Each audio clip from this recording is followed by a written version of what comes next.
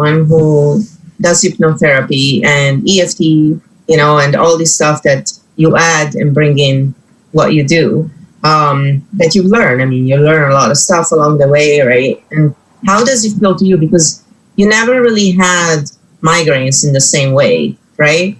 So it's kind of like something you can relate to a point, though, right?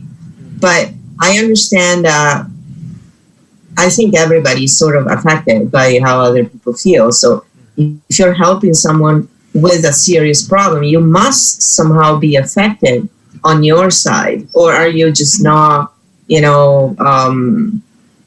know I get affected physically, for example, but not everybody, right, does. Some people just get nervous. Some people just go, no, I'm fine. I don't really pick it up, or, once I'm done, I just sort of go relax and I'm fine. How is your take on it, and what do you find is challenging with clients? Pretty much all my life, well, as long as I can remember, I've often used to suffer with like pain in my neck, and I've always, I suppose it is like a migraine. Like I used to get pains running up the back of my neck and all the way into, my head and, into the front of my head. Yeah. I used to get that kind of pain daily, pretty much, as long as I can remember. Oh, wow. And the past couple of years, I've been drinking a lot of. I carry this with me like everywhere, and I always keep, plenty of water. So. Oh, it's not whiskey? No, it's not whiskey. No. So yeah, I drink like lots and lots and lots of water, and I meditate a lot. People say that I kind of hold quite a lot of tension in my neck. I don't think I do that anymore. But I've noticed that sometimes I tend to clench my jaw a lot. Oh, okay. So, becoming more mindful, I've noticed that I clench my jaw quite often. So, I don't know. I wouldn't class them as migraines, but you get an idea, though. Yeah, I've always had those pain issues, and it's kind of well, it's not really interesting, and I don't know. I'm not comparing myself to anyone, but I read somewhere that Krishnamurti used to suffer with the same issues. Oh. Yeah, constant neck pain, and he thought it was a higher power trying to communicate with him. Yeah, it's true, because when you open your third eye and your crown chakra, you can get migraines. Mm-hmm. You can get, it's true. Mm-hmm. It's not the same feeling as, one of those migraines triggered by reactions to food or whatever. Mm-hmm. But it's very similar. It's hard to distinguish between the two, I find. But yeah, so you have a good idea of how it feels. Yeah, I have a good idea of how it feels, and I keep hydrated a lot and try not to drink too much, and that's certainly reduced the amount of.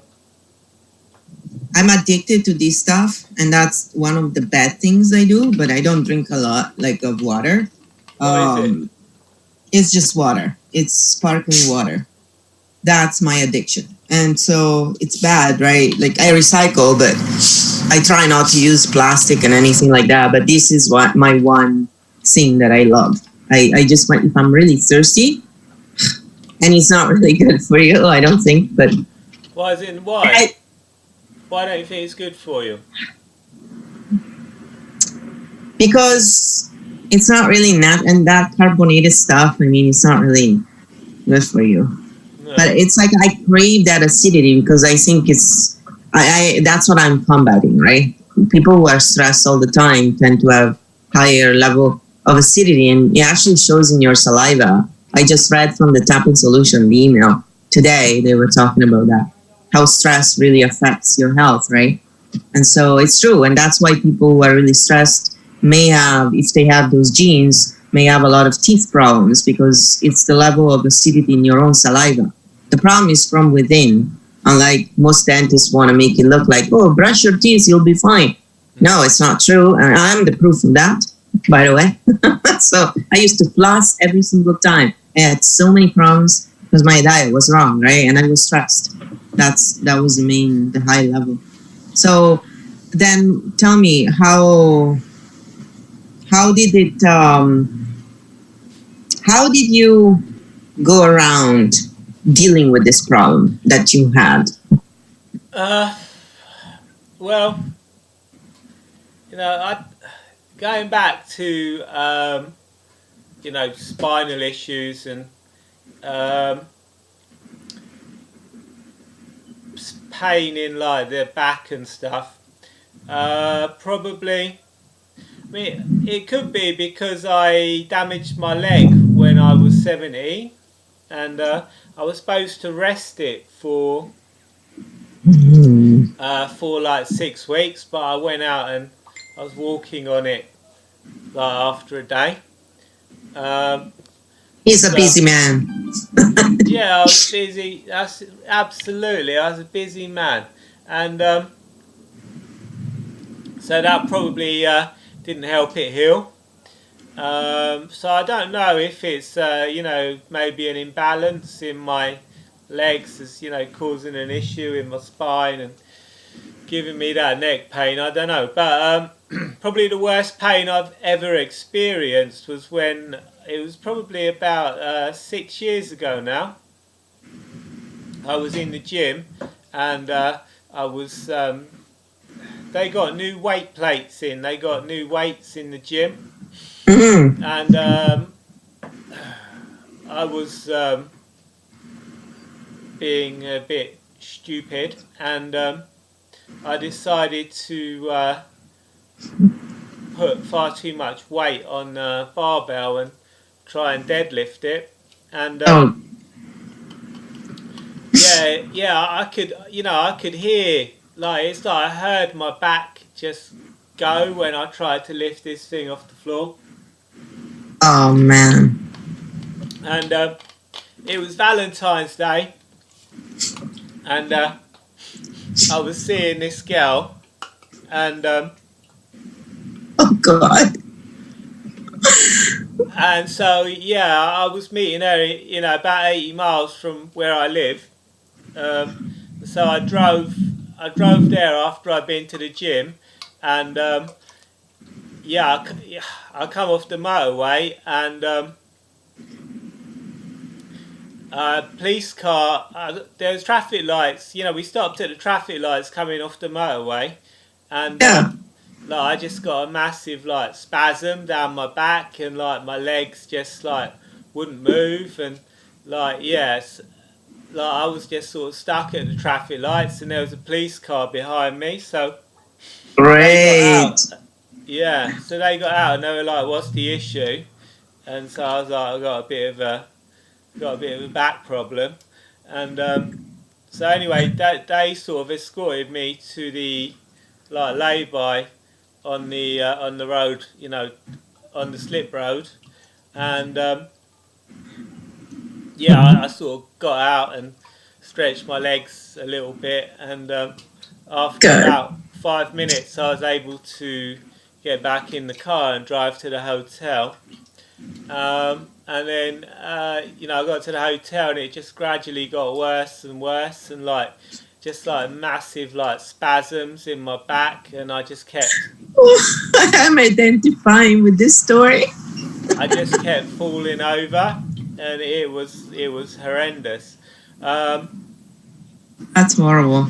It was, and I'm laughing because I went through that, but I no longer have it, and it's just horrible. And I laugh through things like that because otherwise I get angry. It's one of the two for me. I choose laughter now. Mm-hmm. But Wow, that's horrible. So yeah, so anyway, I went and got some ice from the bar, and oh, it was like bad. Anyway, and then the girl I was seeing, she arrived, and so she spent all of Valentine's Day evening putting ice on my back, and we had to call like emergency paramedics, and they come and gave me some diazepam. Um, Oh my goodness. If you had known tapping, eh?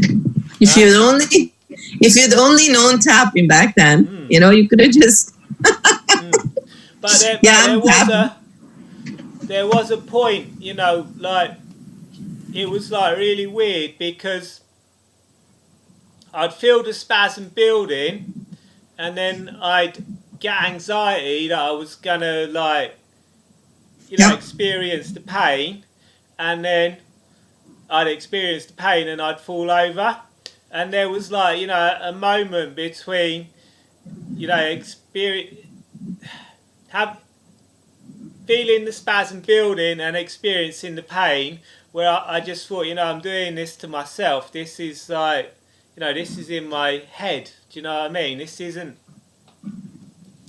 Um, and yeah, that's one of the things with pain, which I'll come to. But one of the things with pain is actually the anxiety of the pain that Yeah.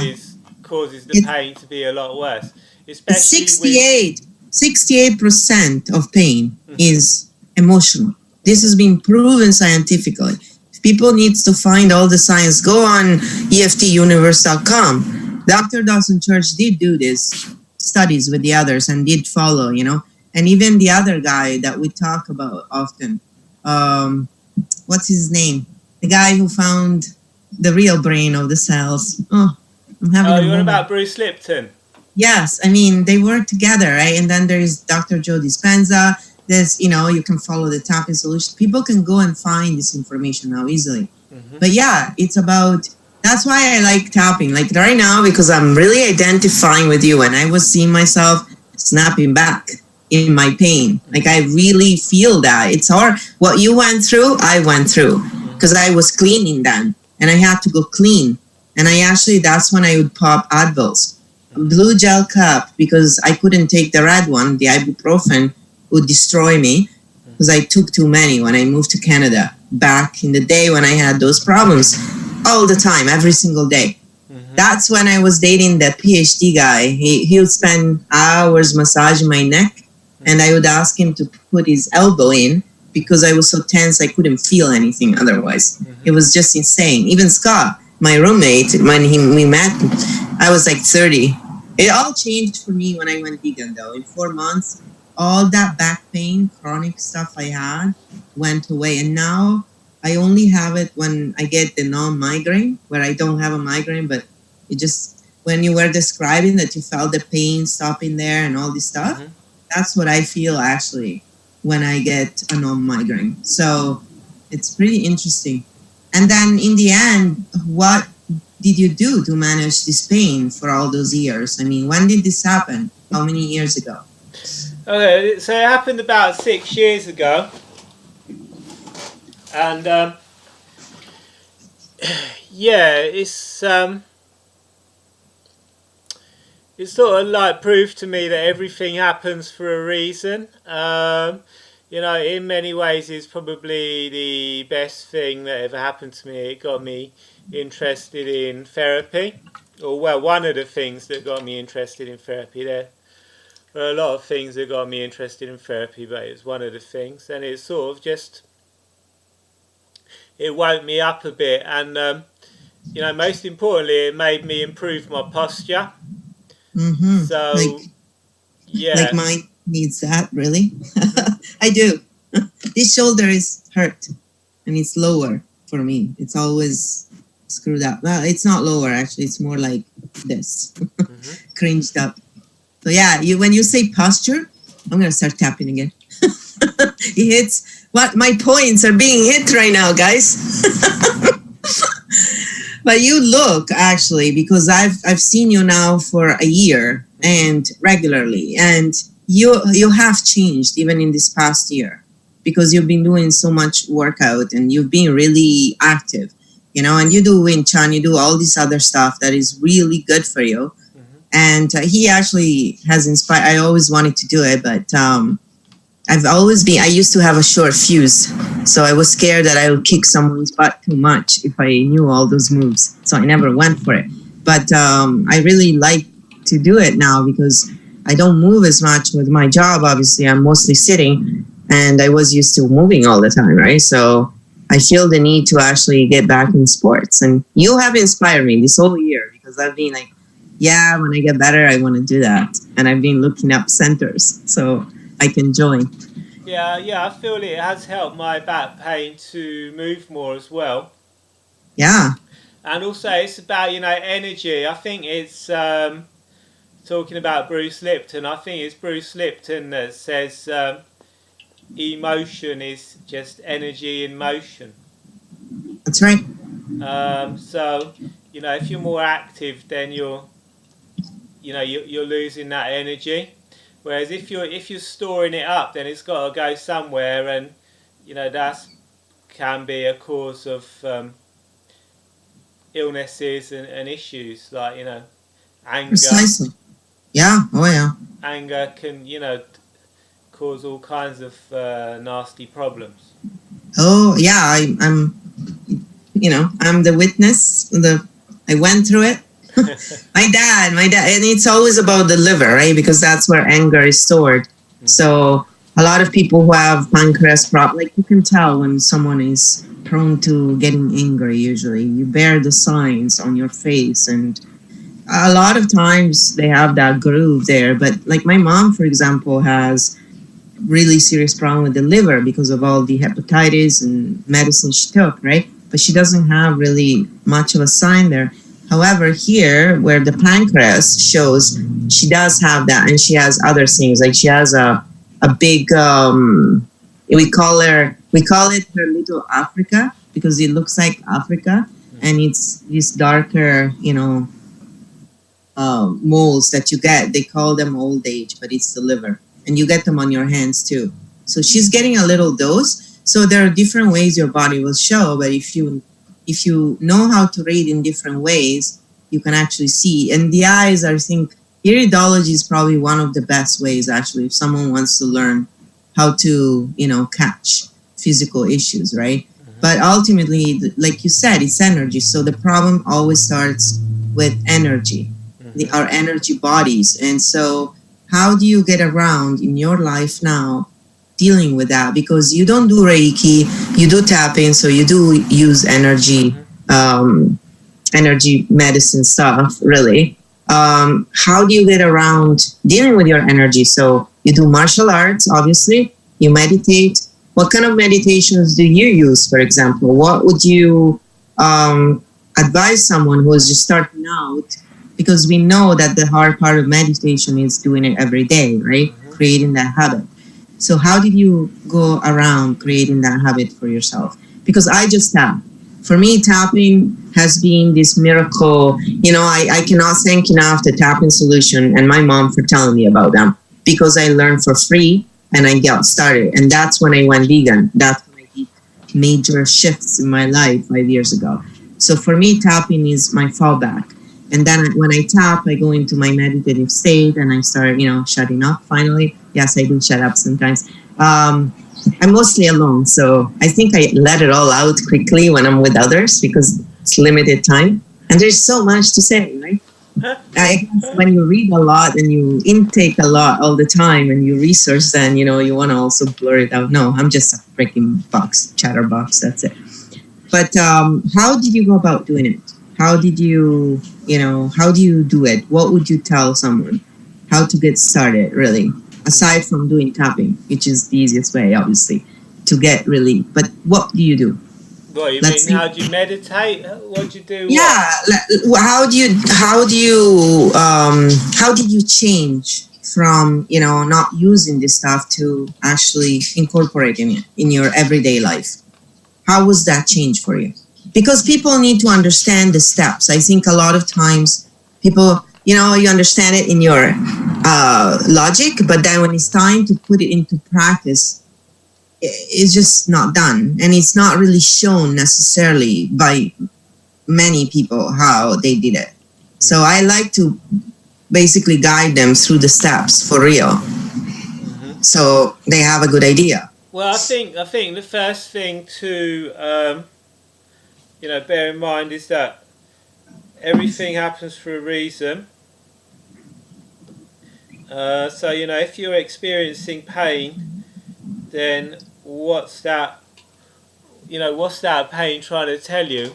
Like I said, my pain in my back was probably the best thing that's ever happened to me.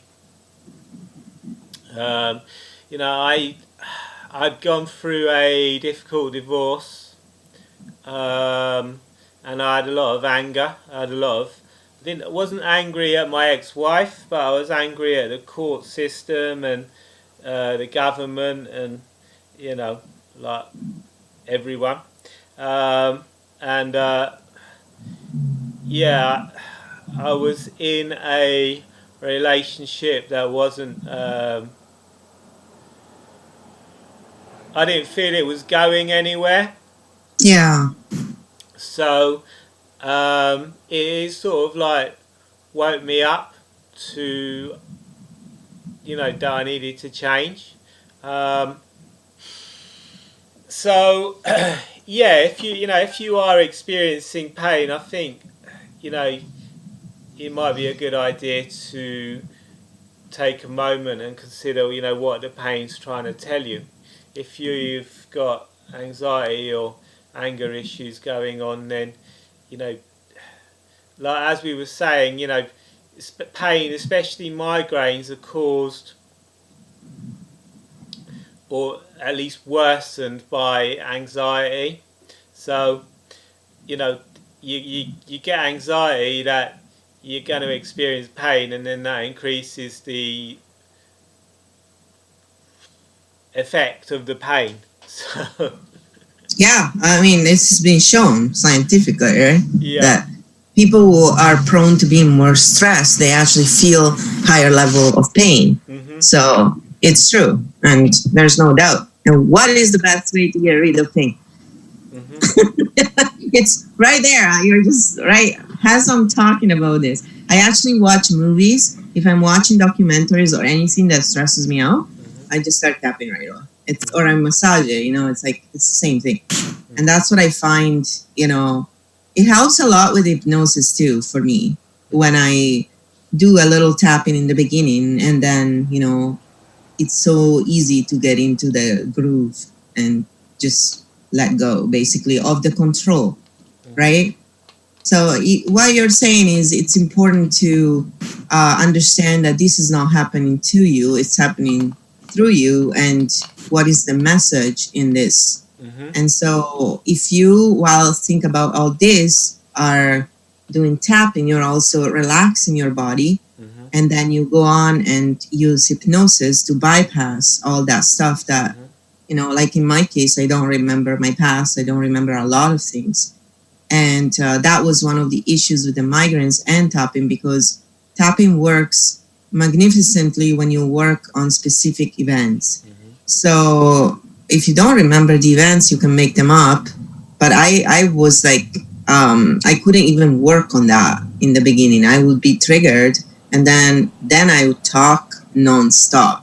It was a monologue, and I would jump from everything. And I do that naturally because, all these train of thoughts come in, and I try and write down outlines sometimes, so I follow that. But it was insane. Like anyone who was experienced would have seen right away, oh, she's triggered big time. And so, I find this is just a great fallback for that reason. And also, I love Reiki myself. Like when I do this, Reiki is always with me. But because there's a physical component to it, I think a lot more people have an easier time. It's like with martial arts. It's energy, but there is a physical component. So people can relate to it easier. A lot of people. It's just it's about basically getting people started somehow, which is how I got into tarot again. Like, I never done big time just readings on their own and stuff. For me, it was always sort of like an add-on to the healing, but it's a great way to make it fun and get people into the energy world, I find. What is your experience with that? Because you were telling me, for example, you find opposition with tapping. A lot of people are reluctant in doing this. Yeah.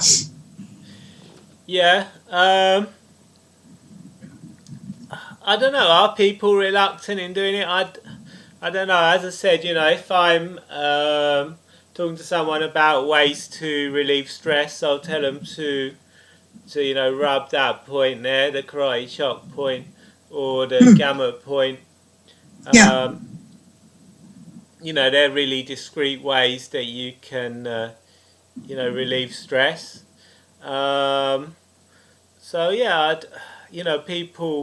People do express an interest in doing that kind of stuff.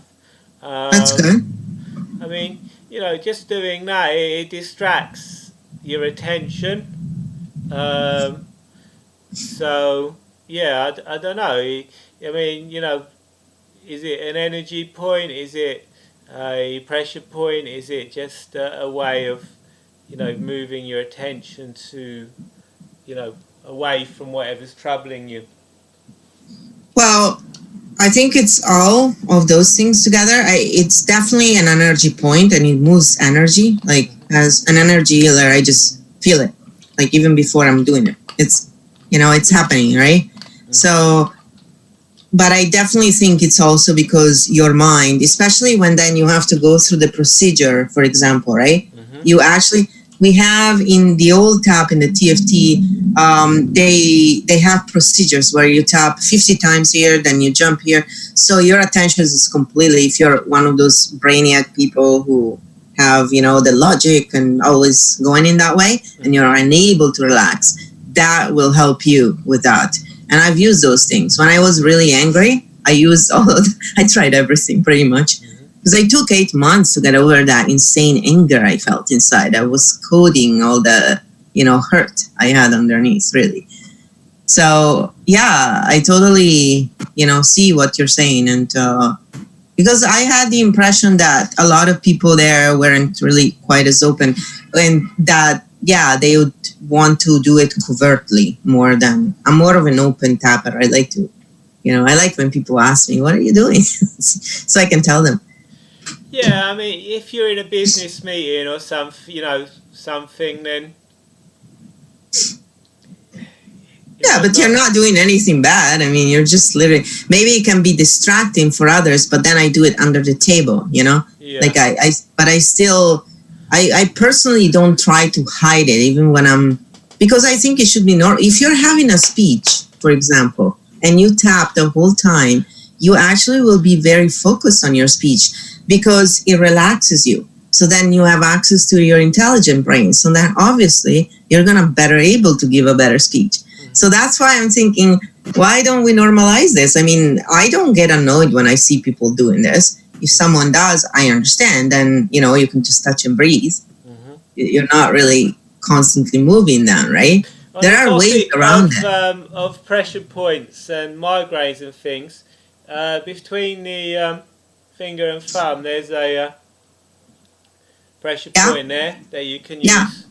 Yeah, that's right. And you can also, like on the thumb, like under here, you can, this is like your head, because I did acupressure. So yeah, and this is a very good point, actually. It's one of the things that, because here in reflexology is in between your shoulder blades. So that's usually where it starts as well, because the blood supply is not really open in the back there. Most people would have problems there with migraines, definitely, right? So, but they're not all this, like, there's lots of different kinds of migraines and symptoms and triggers. So, like, for me, I know it was sugar, and a lot of it was, the diet, but also the stress, for sure. But we're all different. Like, some people may just have a problem with their neck, and they had a crash or whatever, or it could be from the eyesight as well. There's lots of things, right? It could be really, and yeah, if you have a problem in your foot, you could have in the top of your spine, you could be misaligned. We're all connected, so obviously, and that could affect. But even if you have problems with your teeth, that could affect. We're all connected in the end. So absolutely, yeah. I mean, yeah, like I said, if you clench your jaw a lot, then that that could cause issues. big time issues. So how did you start? How was your process basically through these years of getting over all this trauma, getting over all these things that were really? I mean, it's hard what you went through, right? How did you incorporate this stuff in your life, and how would you advise with what you know now? If you went back and did it again, how would you operate? How would you? Alright, so going back onto the topic of everything happens for a reason, if you adopt that philosophy, then it gives you a more positive outlook on life, and it means that you'll always be looking for the positive in every situation. So if something bad happens, rather than thinking, you know, how shit your life is and why does this always happen to me, you'll be thinking, what goods can come of this, you'll always be looking for a positive outcome. So that's a good philosophy to have in situations. Yeah, for sure. How do you put it in practice though? Because for what we know as coaches, right, we are run by all the stuff that is being inputted in us until the age of about 7. So in these past 10 years, they've learned a lot about the brain that we didn't know before. Actually, some people knew, but they didn't have hardcore proof for it, right? Yeah. So because a lot of people have been doing this for a long time, so we have known, but not, really. And so we know that if I, for example, had a really crappy childhood and I was abused and, all this bad behavior was basically put into my programming. And so now it's running my life because, I've been programmed and I've never, and I'm not speaking about myself for real, but I'm saying, let's pretend for a moment. And so I'm running on this old programming and I don't want to be my conscious self, doesn't want to be like that. But my unconscious is running the whole show. So a lot of people don't know that, I don't know this very thing, first of all, that we are all run by that programming, right? So we need to change that programming in order to change the way we think, don't we? Absolutely. So how do you go about doing that? How did you change your own programming, first of all? Who helped? Because there's always someone who helps in these situations. We never do it all by ourselves. Even when we do it all by ourselves, we don't, right? Like I met people who helped me along the way. Even those who hurt me still helped me because it made me grow. Maybe sometimes it's better not to grow suffering, but you can't help it. So whatever. So you helped me, you didn't hurt me. And, my life completely changed this past year. I haven't had a single migraine. I haven't taken one single Advil. So I haven't used Western medicine at all this year. Yeah. Which is great because I don't want to use a bunch of chemicals myself. But, how did you do it?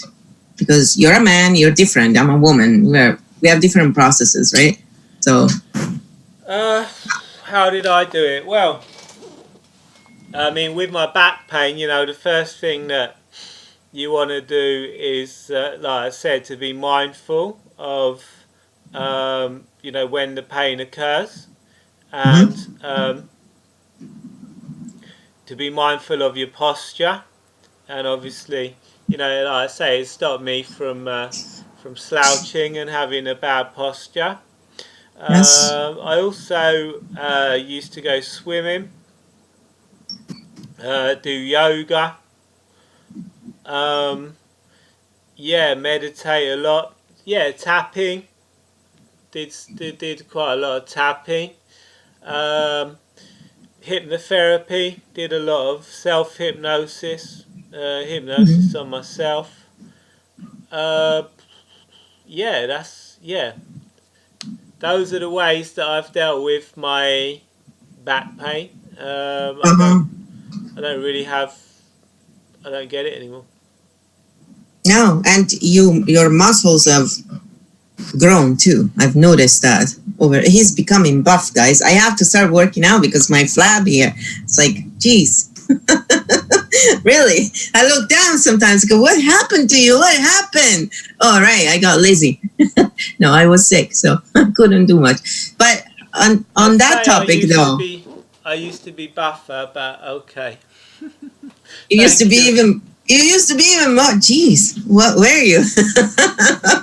Listen to me. I tried to go to the gym, but I can't do it, guys. It's just too boring for me. I can't stand it. I will not take myself there. I have a better chance doing push-ups at home than going to the gym. So for me, it has to be from something else. I've always been playing sports, right? So I would work out but for me, it's really going to a place is not my personality. I just can't be bothered. I hate driving now, so in the city. So that's the other thing. I'm really lazy in that way. I'm sorry. But I work out here. I mean, I don't not do anything at all. And I have stairs. I go down and upstairs constantly. So the kitchen is downstairs. Yes. So you do a lot of sports. He's always cycling. He's always doing stuff. He makes me look like a lazy butt. And that's fine. I'm good with that for now. Yeah, I mean, yeah, you know, for my age, I probably do a lot of sports, and you know, that's probably another good thing about you know, about being single at our age. Like a lot of older people, yeah, well, you know, people our age, middle-aged people like us, you know.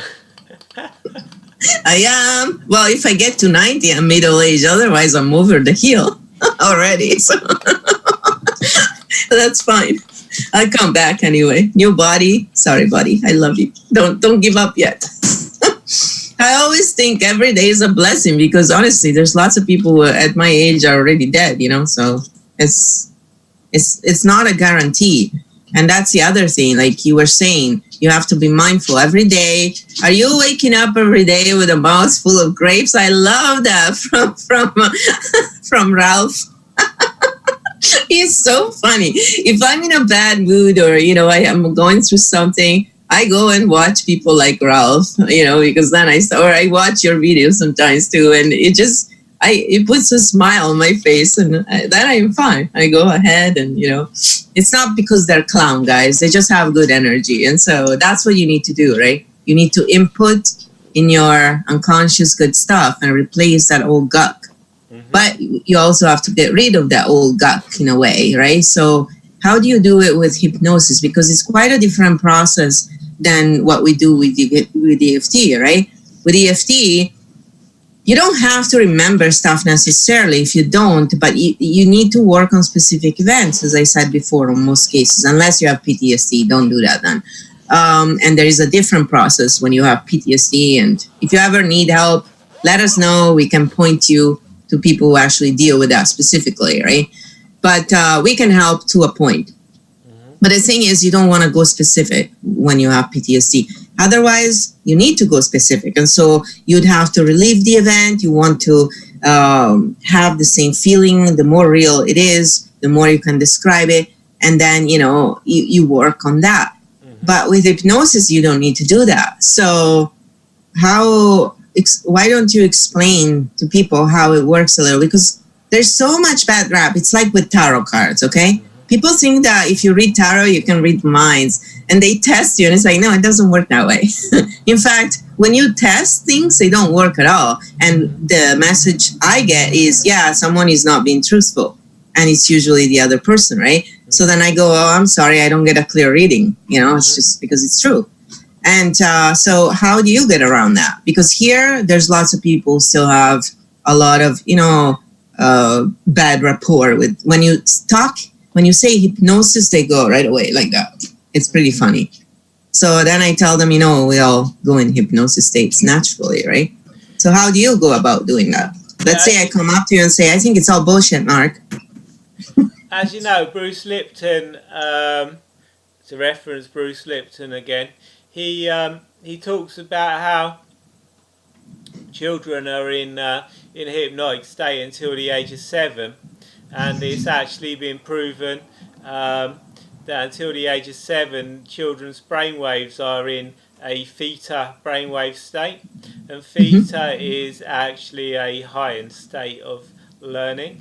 And if you think about, all the things that you learn, up until the age of 7, that's when you're doing all your most important stuff. You're learning to walk. If you think about the neurology of walking, people that get injured and have to learn to walk again. It takes some years to learn to walk. It takes a child, like a year at the most. So that's a really, really complex task. So yeah, children learn to walk, learn to feed themselves, learn to read, learn to write. They do all that before the age of 7. Yeah. And another thing, going back to picking up habits and beliefs and stuff, uh, the reason for the imprint period and that theta brainwave state, that heightened state of learning. If you were, I don't know, in a tribe or something, then you'd need to be able to, pick things up fast, and you'd need to be able to know what to avoid and what not to avoid. So it was all going into the subconscious, and yeah, the subconscious is really like where all that kind of stuff gets stored. So using hypnosis, we can access that theta brainwave state again, and we can, you know, change things that have been put into the subconscious that may not be that helpful. It doesn't necessarily have to be that you've got complex PTSD and I don't know, your parents were abusive or anything like that. It could just be that you know they're just you fact. It's just not who you want to be. I like the story about the eagle, Yeah. Hmm. and there was once an eagle, and the eagle built its nest in a mountain above a chicken farm and laid some eggs in that nest, and then We have some funny people here. I'm reading yeah. the text too, and you're talking about the ego, so it seems like it's fitting. I'm sorry, I had to share it because I don't want you to think I'm laughing at you. Okay. I'll try to shut up now. And then one day there was a mini earthquake, and one of the eggs rolled out of the nest and rolled down that mountain into the chicken farm, and the chickens adopted that egg and they raised it as a chicken, and then and then and then it saw all the other eagles soaring high above, and it said to the chickens that it wanted to soar high above like one of those eagles, and all the chickens laughed. So it's not necessarily that we have to have a particularly bad family or anything like that. It's just that it may not be who we want to be. Yeah, So exactly. so yeah, accessing the subconscious through the theta brainwave state, we can change that. Exactly. And I mean, and those brain waves are the same brain waves when you do energy healing. That's what healers actually they made studies, and that's what healers channel. So, Hmm. and when you are an artist and you do a lot of art, that also is the brainwave state you're in. So, art is music, or is anything that is art, right? And you don't have to be a special Yeah, artist. You'll just go in that state. it's just focused attention. So like if you play a sport, you could get. They call it a flow state. I mean, you used to play sports, Francesca. Have you ever cut yourself or something whilst playing a sport and then not realise you'd done it until until Oh, afterwards? yeah, of course. You are, because it's focused attention, but you are in the field as well. And that's the thing about theta, right? Like you're connected to the quantum.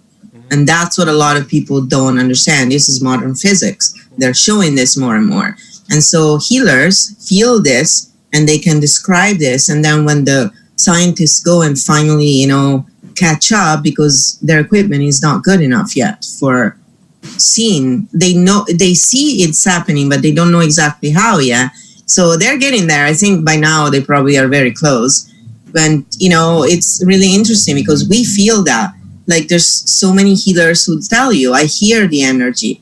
It's not just about seeing, it's how you live through. And in theta, I mean, you can, if you have, depends on your makeup, right? So for me, I know when I was a kid, when you are saying, yeah, you were in theta, I know because I remember seeing a lot more stuff. I remember feeling, I was so in tune, right? And it still is that case, but it's not as strong. It's not as, and the super learning really does happen. I have actually showed this to myself because I took exams in a very short amount of times and I passed them no problems. And people with 3 degrees didn't because I used all these tricks I learned along the way. And hypnosis is amazing for this. This is why I got so passionate about it. Because just like you say, you can bypass all the BS basically and just get right in it, right? Which is awesome. But one of the things people are worried about is, can you hurt someone with this stuff? What is your experience with that? Can you program them to do stuff they don't want to do? I know the answer, but I mean. Well, what's your answer then? Well, I personally think that no, the answer is no. I don't think people can really program you to do stuff that you're not.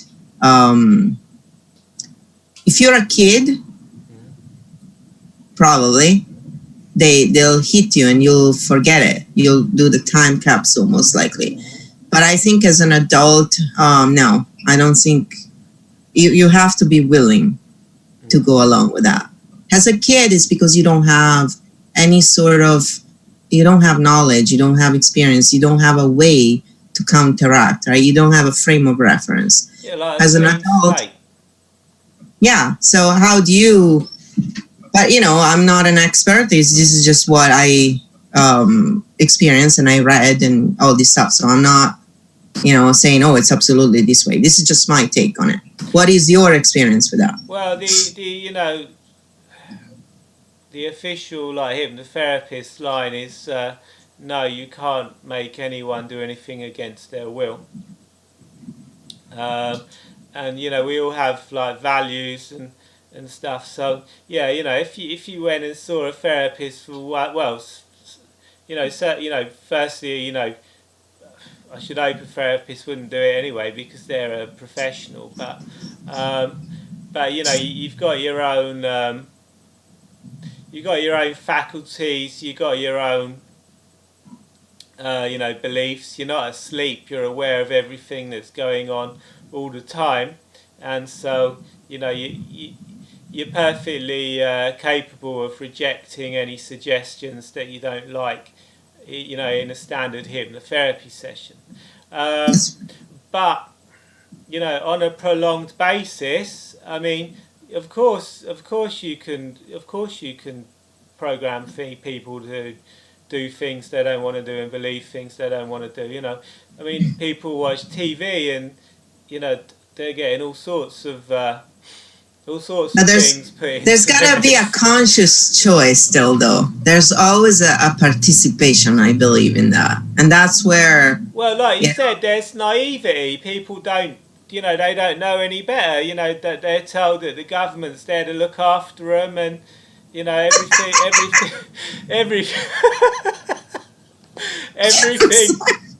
I'm Italian. That makes me laugh. So, they'll look after you, all right? Don't worry about it. So, they do a primo job. So yeah, exactly. If it's absolutely, it can be programmed. Like, look how how much more violent like society's become over Yeah. generations. Thank you for that 441 hertz music, right? They play on the radio. It's wonderful. I love it. I Same love it. as It sounds so good. same as if you play video games or like I don't know, watch porn. You're gonna get programmed to Video games is different though. There I have to say, video games you're always using your brain, so you're not. You can get programmed to killing, but it's not really the case. In fact, I don't think. I do disagree with that with what I read a lot because I play video games and I'm not really a 12-hour day kind of gamer. I play very little now actually, but I enjoy it. And I think, my experience is that if you watch TV, your brain activity is zero. Like you're just absorbing. When you play video game, you're not absorbing. You are, you have to be really quick and actually shown that it makes you smarter because you have to use all your brain. It's like playing an instrument, right? That's why I play instruments. I suck at it. I know that. I don't care. But I play it and I enjoy myself. And it's for coordination. It's because you're using your whole brain, right? So, yeah, but for sure, video games can be addictive. That's the only other part that I agree with you. But anything can be addictive. I mean, humans are addicted. We are addicts. That's what being a human is, really. And just about get addicted to good stuff then if you're going to be addicted to something, right? We do have that tendency as human beings. Don't you find that with yourself? I mean, that's what I've seen with everybody. well, I don't think there's one single human who is not an addict. You wouldn't be human. Well, I covering all sorts here, aren't we? You've got this chemical in your brain which is called dopamine, and I don't know exactly how it works because I'm not a neurologist or an endocrinologist or anything like that. But where the purpose of dopamine is, it's a reward chemical. So when you when you do something, you get a reward. So if you're playing a video game and you're doing really well at the video game, your brain's releasing dopamine because you're learning something new, you're getting a reward, you're completing a task. But the thing with it is that you always need more and more dopamine. So for that reason, video games become addictive. You need to play them more and more. You need to get more and more dopamine. And I don't know. It depends on the person. Like if you are playing violent video games and you reach the stage where you can't get that dopamine hit off of playing the video games, then I don't know, are you gonna, maybe you would be tempted to pick up a gun? I mean, honestly, all the gamers I know, like WoW, okay, maybe it's not like a shooter game. I can't play those. They give me a headache, but I actually go dizzy. But with WoW, I mean, you kill stuff. I mean, that's what it's World of Warcraft. I mean, it's, the name itself, right? I play because I like to snoop around how they did this and that. I'm all into the art stuff, and then I love flying around, and I like to kill. When I used to be in a bad mood, I would go in and I would be like, this is just a video game, but it's like, you're focusing your attention on something. And the part I didn't like was the animals, when they were dying, you would hear them, whatever. So I would turn that off and then I was thinking, geez, I know it's just pixels, but, I would go explore them, and there were like bad guys, you were fighting. And so that didn't bother me as much. So I never been a hunter because I am a skinner because I'm a druid in my game. And so I skin animals. But, in that way, I'm like, yeah, it's just a game. I would never obviously do this in real life. I'm vegan, and that's the funny part of it, I find. So it's like, yeah, I'm a druid, I'm a skinner, but I'm not really.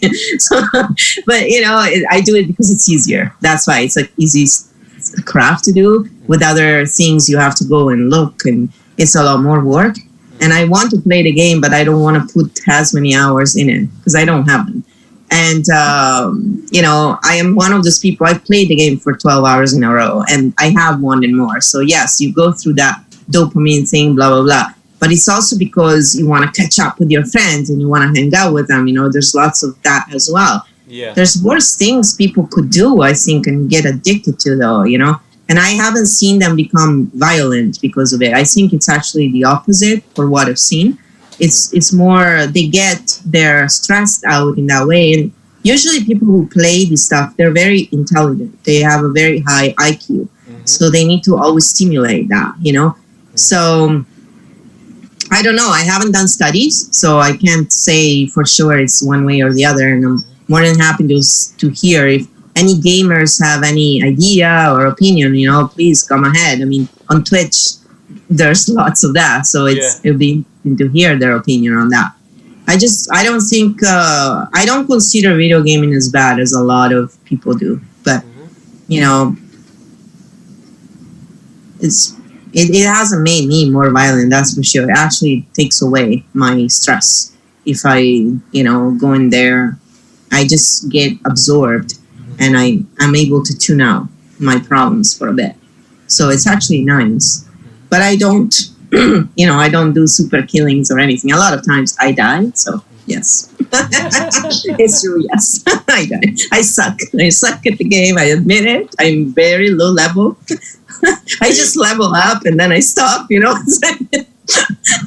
don't have a lot of drive. There's so much to do in this game. It's like, and then they changed the world and I was complaining with my roommate. I said, I can't find anything. I don't know anything anymore. It's like a full-time job. I don't remember all this stuff. I have to keep asking him questions. Where do I go to get the boat for that place? How do I don't remember. Oh, you can go and read about it. Yeah, it's like I want to read books on a video. I just want to play. I just want to play for an hour. So I keep it simple. I'm very low-key kind of. I don't do anything.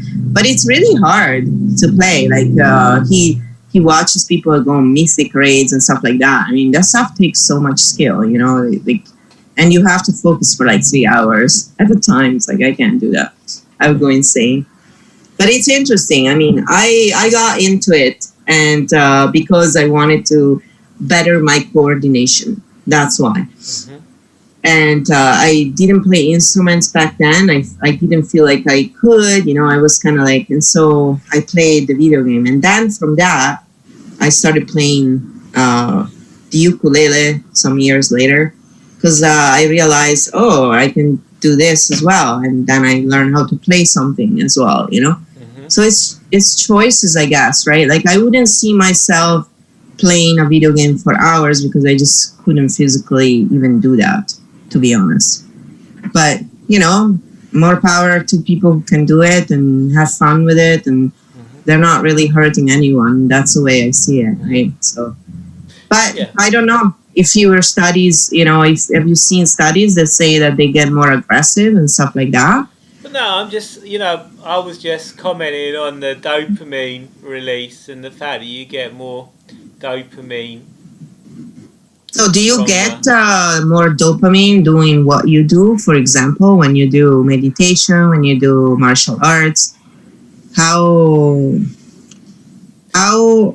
like, does everybody go through this dopamine problem? Is it a human condition? How do you see things in this, referring to this dopamine problem? Every time you achieve something or learn something new, your brain releases dopamine. So what is the difference between learning something new in your job or something you like and a video game, for example? What is the real difference there? Well, again, it's the flow state as well, isn't it? Like when you're playing a video game, you're probably getting into a flow state. Okay. And it's different from other things like, doing martial arts or whatever? Well, you can experience a flow state when you're doing martial arts. You can experience a flow state doing anything, can't you? Lots of people don't like their jobs. Because, even with martial arts then, let's talk about that. I have an older brother, and he liked Bruce Lee, and I also watched Bruce Lee with him, right? And I got into it. And when I watch people fight, my focus is really focused actually, and my brain is learning that stuff.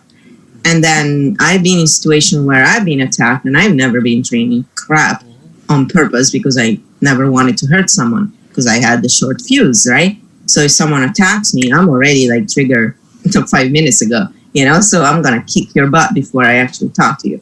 If you are attacking me physically, I mean. So I was obsessed with, I'm a small person, but I have seen how I react in situations where I'm being attacked by bigger people, and I've kicked their butts. 8 of them, no less. And they all say, we're never doing that again. And I was thinking to myself, sure, they weren't like, trained assassins, so you have to think in those terms as well. However, the amount of aggression that came out of me was like, holy crap, like, where did that come from? And so I realized that when I'm in situations like that, I'm actually a little scary as a person. And I never want to go there because it's not my state, right? I don't enjoy it.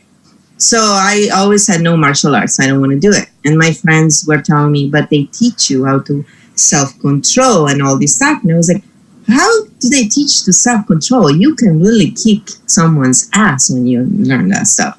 And Bruce Lee, I know it was on TV, but this guy kicked butt, like it or not. And when I would watch him, then, you are basically, I would see myself being more aggressive, and that's where I saw what is the difference between a video game that, makes you fight or, martial arts then, where, you learn, they teach you self-control and stuff.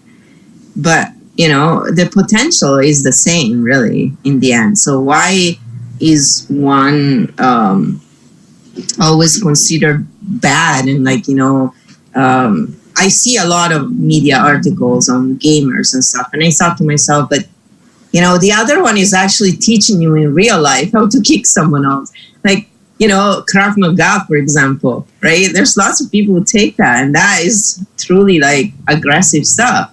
So. And yes, that's more for self-defense. So I guess people who take that is really because they want to do self-defense. But I mean, then all those people have a potential to being aggressive and to being, dangerous. Because I don't know those moves, but they do. So what is your take on that? Because you've done martial arts. You've actually, what is your take on that? Because I've done nothing really almost on them, right? So, I'm always scared. I don't have a take on it really. No? I've been, I started doing Wing Chun. I've only been doing it about 6 months. I've started doing it because it's more of an internal martial art, so it's more about energy. Mm-hmm. And it's better for, I feel it's better for the mind and better for helps me be a better therapist, I feel. And balances you. Before that, I've done various things like kickboxing and boxing and all kinds of stuff like that. And I think that doing all that kind of stuff actually. You're releasing aggression and you're releasing your anger, so it actually makes you chilled out more. And if you're like, it's about being relaxed, and if you're like relaxed, whatever kind of martial art you do, if you're relaxed, you're going to be a better fighter. So it's. Whereas if you want to be aggressive and be a cock, then you're not gonna be relaxed. You're just gonna be an aggressive cock. So no, it doesn't make you more aggressive. When I watch it, it surely makes me and that's why I don't watch it now. It's just like I get into the fights and then I'm like, oh yeah, like I'm literally just doing it, and then I realize I'm like, what are you doing? It's like, seriously, why are you doing this? But yeah, so I am actually interested in doing it now, right? Like I've been thinking about it for the past year, and I've been going, yeah, it's something that I would Yeah, I like to mean, actually do. yeah, like boxing, kickbox, like you can move better when you, like I say, you move better when you're relaxed. So Oh yeah, definitely. That's for sure. you can be quicker, and so yeah. So if you're aggressive, like you know, no. At the end of the day, like it's a mindset thing. If you want to go around being a cock, you're probably going to get your ass kicked. It doesn't matter. It doesn't matter if you're a flipping. Yeah, Doesn't matter what and, you know. Doesn't and matter it what you doesn't know. and it doesn't matter what you do. Now, for me, really, it's because if you have PTSD, if you have, the problem is when you react really quickly before you can think, right? So I would be reacting, and then my brain would catch up and realize what I was doing because I was literally just saving my butt, right? I was in flight or fight. So that's what scared me. I used to call it the switch before I knew about flight or fight and all that stuff, right? So, and before then, they would just tell me, oh, you have a temper. No, I had trauma and it was unresolved. And when I was triggered, I would go there really fast. So, and because it happened when I was really young, over and over and over, I obviously bypass all of that, talk the brain has, deciding, oh, is it true or not? It goes straight, amygdala and down. It's like you're already triggered, man. It's like, boom. And so you don't have time to think. That's what I'm saying. So that for me, instinctively, I didn't want to have that extra skill, to make me even worse. Because if someone reminds you of something and triggers you, but is not even doing it, that was my worry. It never happened to me. It was just my worry because I'm a worrywart in those things, right? I wouldn't want to hurt anyone. I had a crash once when I just had my driver's license. And it was a month in, and this guy was going with no helmet. He was on a motorbike. He was going against the flow, so he was 100% in the wrong. He hit me, and I was just starting my car, but he came out of an island, so it was, I couldn't do anything about it. But my car just started going, so I was going like 20. He was going like 50, and we hit. He flew. And I thought I killed him, well, not me, but, So I ran out, and the first thing, I didn't give a crap about anything else. I was like, are you alive? Are you alive? And for the whole night, I kept dreaming about it, And that incident and that thing made me realize, that it's once you have that trauma, you react. And I had a train of thought, and now I totally lost it because I was reliving that thing again. It's not as traumatic, but I still see him, fly. It's just it's so quick the way things happen inside that I don't know. I just don't want to have that extra skill. Yeah, and that's the other thing. That's the thing with like road rage and all that kind of stuff. Is if someone, I find it on my bike. If someone like nearly knocks me over, then I get aggressive and angry because I'm threatened. So my energy builds, and obviously they've got a car, and it'll hurt me. So you got to let that energy out somehow. So usually I let it out by calling them names, but I just start swearing in Italian. yeah.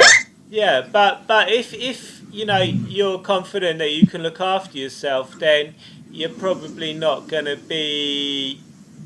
You're not going to be as threatened in that situation. So maybe you wouldn't be as aggressive.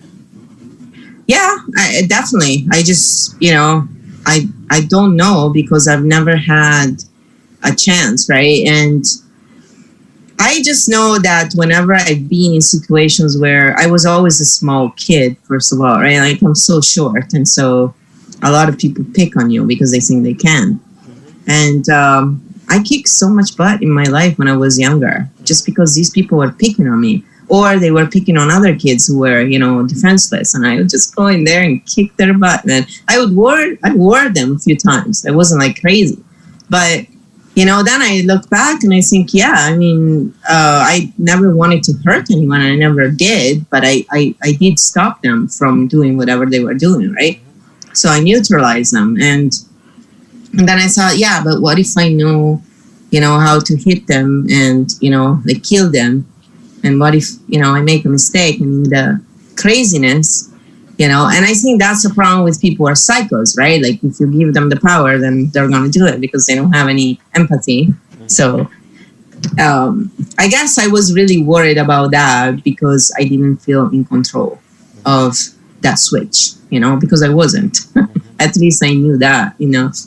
I wasn't smart enough to get that emotionally, I mean.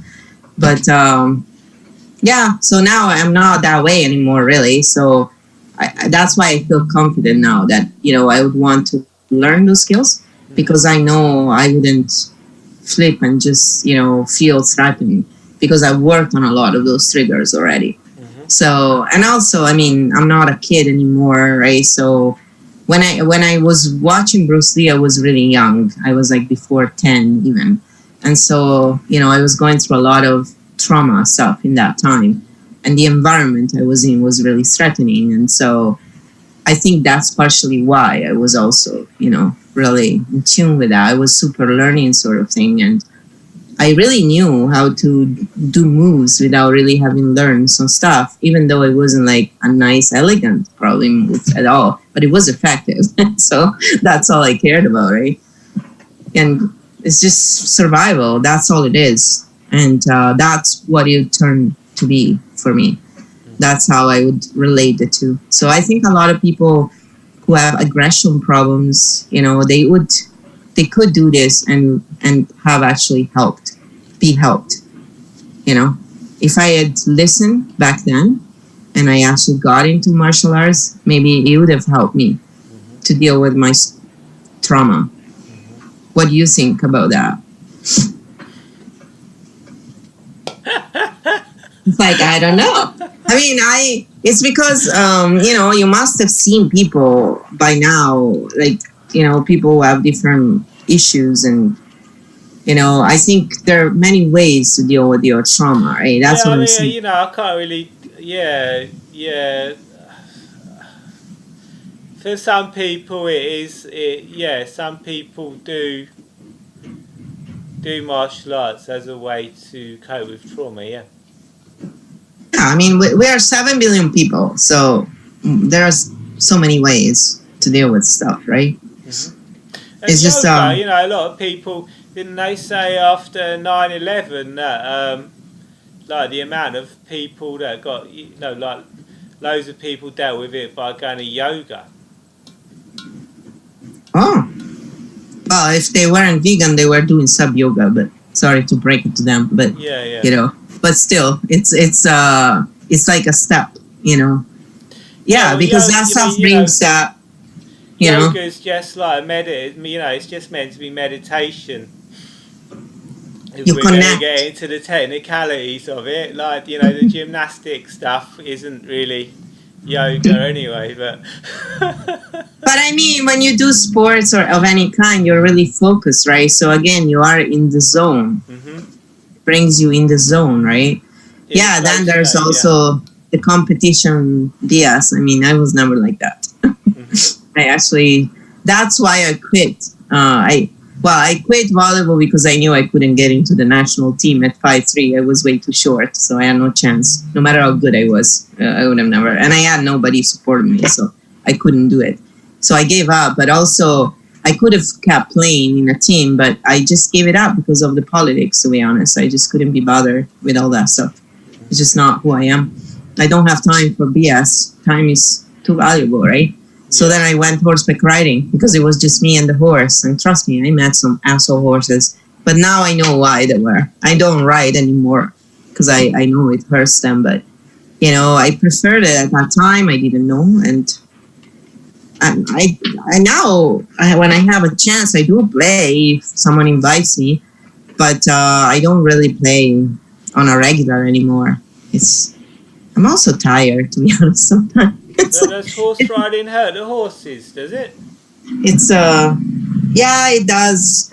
Apparently, like what I've learned, they're very sensitive on their back, and when you sit on their back for too long, their capillaries and all, it gets numb, and you're actually just hurting them. Even when you're like really light, like I was only 50 kilos back then, so they couldn't even. A lot of times, because I learned English, and then I went Western later on. And with the Western, saddle is way heavier, so it would add up 30 kilos to me. So I was 80 kilos on the horse, and they feel you more. And when you sit back, you sit on their kidneys, and so if you want to make them stop, right? People would do dressage. I never done like high level dressage. That's what I was interested in, but it takes a lot of money and you need backup, and I never had. But I learned about it, and you have to your posture is so important. For example, my posture sucked because I had the right posture, except for the top. I wasn't ever straight enough, right?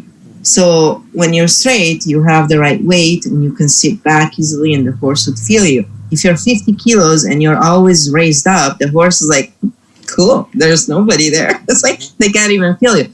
But I had problems with my horse with the Western saddle, and she got sick, and then she couldn't be breathing at all. Then we paid a lot of money. She got better, and then I had to move to Canada. So I sold her for nothing because I looked for an owner who seemed decent and would take care of her. But it was a heartbreak for me. So after that, I was like, never again, because it's just too much money, and to me, it's not my horse. It's like my baby, right? Like it's my family. So I took a long time to get over that one. And then I learned how much they all hurt and how it's really not good for them. And I thought, well, whether it's true or not, after what I went through with my horse, I've been horseback riding here in Canada 2-3 times, but I do, and I admit it, I have enjoyed it very much. When you ride on a horse, like flying, I don't know, it's such a great experience. And I'm one of those people, I just love to gallop really fast. I'm crazy. I would have done horse racing if it wasn't so damaging to them. I like dressage, and I like, but yeah, I would never do that now. It's not my thing. It's definitely, for me, it was more about the bonding. I would go with my horse and never even put a saddle on. I would ask someone to flip me up there because she wasn't huge or anything. And I would just go around with her without a saddle, and she was very sensitive. So if she felt it was getting off balance, she would go slower. She was really awesome. But it's the bond you create with the animal. And they're such intelligent beings, and they're so sensitive, it's just, all animals are. I mean, it's just horses. Yeah. And I used to eat horse meat. So in Italy, it's a tradition, and it comes from Alberta, actually. So it's, yeah, I would never do any of that now. It's just, I wasn't conscious back then very much. But yeah, so horseback riding, it was interesting. A really good experience. I have good memories, but I wouldn't do it now. Cool. Whatever. But yeah, I mean, so martial arts, I think it's a good thing, and and so in your life, basically in your day, every day you do meditate, you do martial arts, you do some kind of sport. And what kind of meditation do you use? What do you like? As a starting point, what would you advise someone who has no experience with it to get started as a man? Because it's a man's perspective here that I'm interested in. Listen to my hypnosis recordings, of course. Yes, exactly. Um, so We should. meditation. I just sit, and sometimes I like to find some music on YouTube. So I might listen to some theta binaural beats, or some chakra Tibetan bowl music. Yeah. So I listen to that, and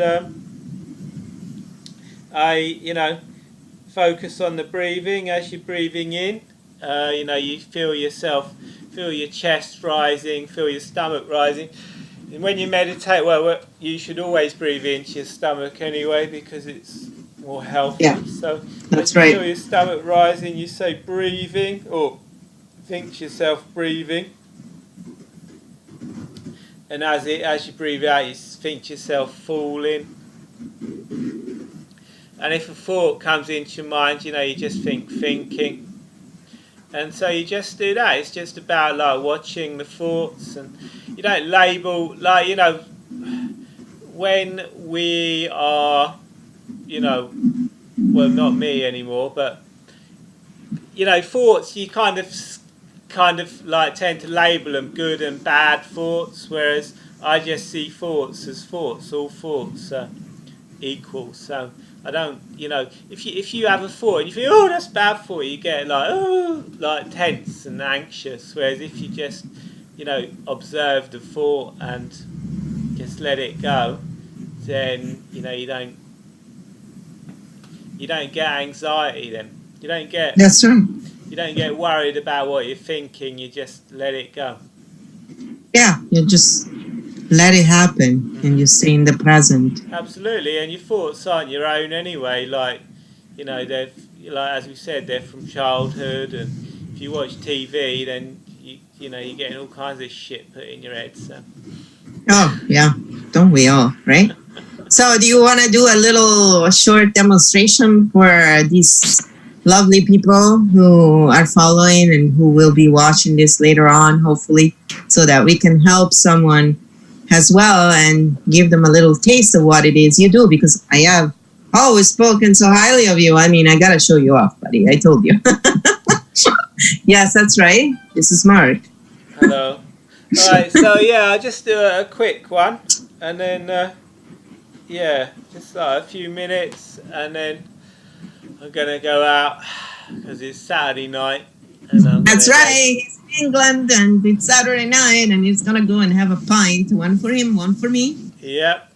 Right? I always drink. I drink virtually through Mark because I don't drink really. So, all right. So everybody, if you want to try this out, relax comfortably and follow what he says. All right, so just sit comfortably. And I can put on a nice image if you want to. If you want to relax, like something like that, guys. Do you like that? There you go.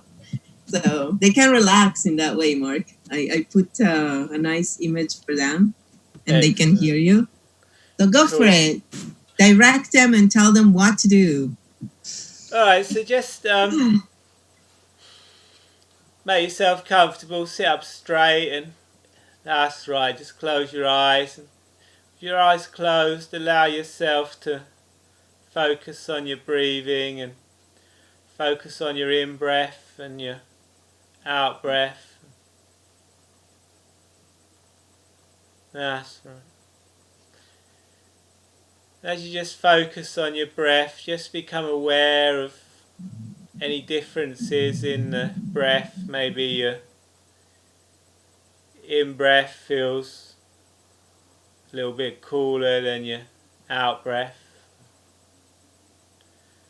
Maybe you find the out breath more relaxing than the in breath. Maybe you can get a sense of yourself just breathing out any tension and breathing in relaxation.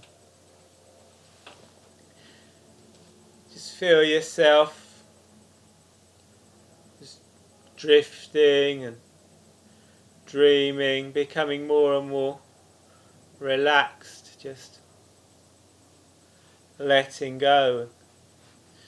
If any thoughts should come into your head, you can just label them as thinking, and allow your attention to drift back to your breath, to your in breath and your out breath. That's right. Just allow yourself to become more and more relaxed. Just allowing more and more relaxations flowing. That's right.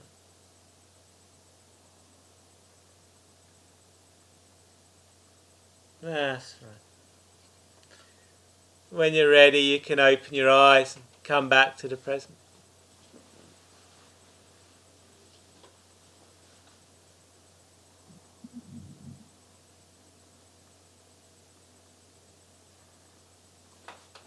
Oh, I need that.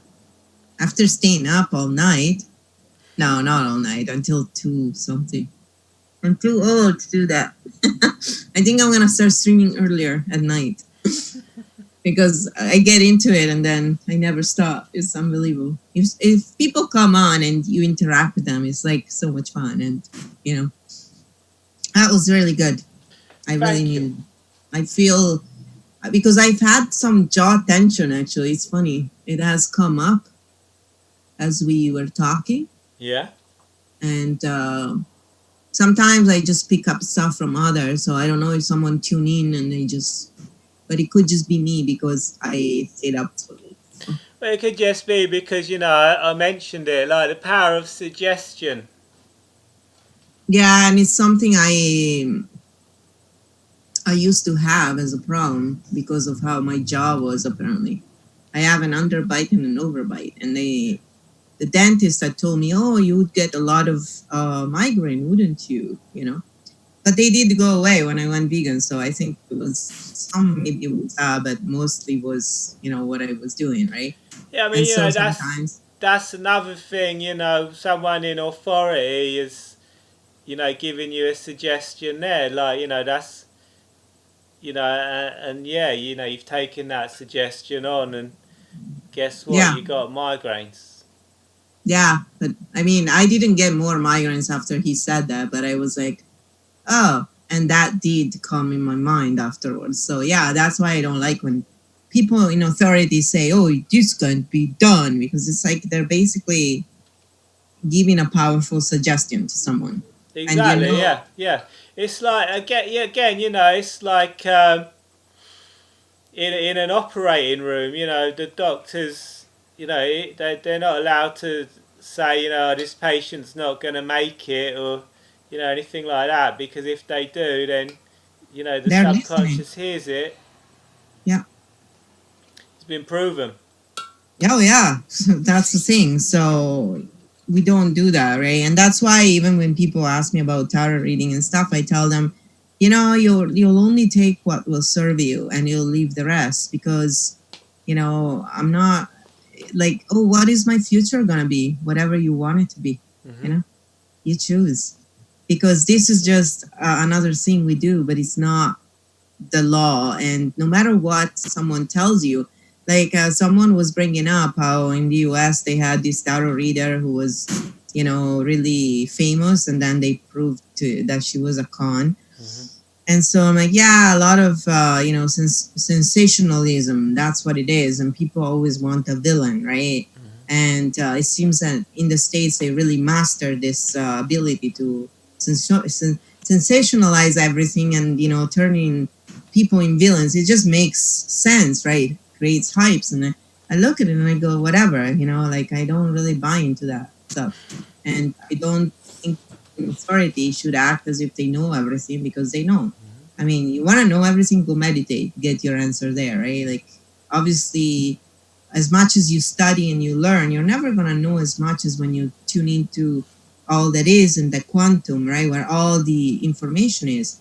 And that's why Napoleon Hill, for example, people like him were able to help all these people because they didn't rely on what they studied.